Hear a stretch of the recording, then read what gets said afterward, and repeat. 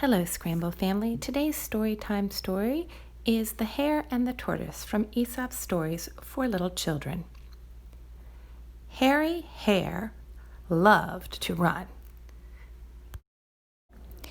He loved the feel of the wind in his ears. He loved zooming past other animals, and he loved telling everyone how absolutely amazingly fast he was. One day, Hare was boasting to Tom Tortoise. "I could beat anyone in a race," he bragged. "Really?" said Tom, getting to his feet. "Well, why don't you race me?" "Ha ha ha!" Hare exploded with laughter. "You," he snorted. "Tommy's slow, coach." Tom nodded.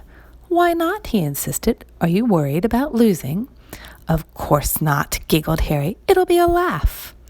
On the day of the race, Hare got up before dawn. He couldn't wait to start racing, so he went for a run by himself.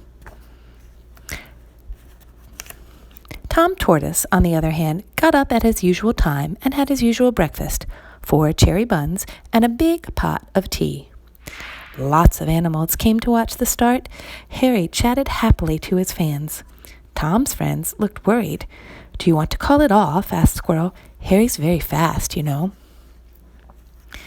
"Take your places," called Old Brown Owl. Hare tapped a toe impatiently while Tom crawled over. "Hurry up," he said.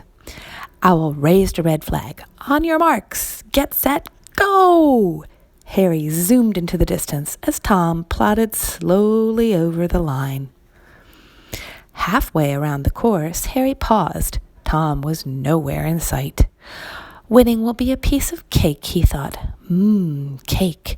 His tummy rumbled. He had been too busy to bother with breakfast. "I'm so far ahead, it won't matter if I stop a minute." He flung himself down in the shade, picked up an apple, and began to munch. Then, he yawned. The grass was very soft, and he had been up very early. "I'll just shut my eyes for a moment," he mumbled. Seconds later, there was a faint snore. Hare was fast asleep. Meanwhile, Tom plodded patiently on. Hours passed, slowly but surely, step by tiny tortoise step. The finish line drew closer. "Come on, Tom, you can do it." Hare woke with a start. How long had he been asleep? He sprang to his feet and raced off. There was the finish line. Already he could hear a distant roar. "Hurrah! They're cheering for me," he chuckled. But what was that? A small shape was creeping up to the finish. "Oh no," Hare gasped, putting on an extra burst of speed. "Look, it's Hare. Where have you been?" He dived over the line. Too late. Tom Tortoise had won, and he wasn't even out of breath. Slow and steady wins the race.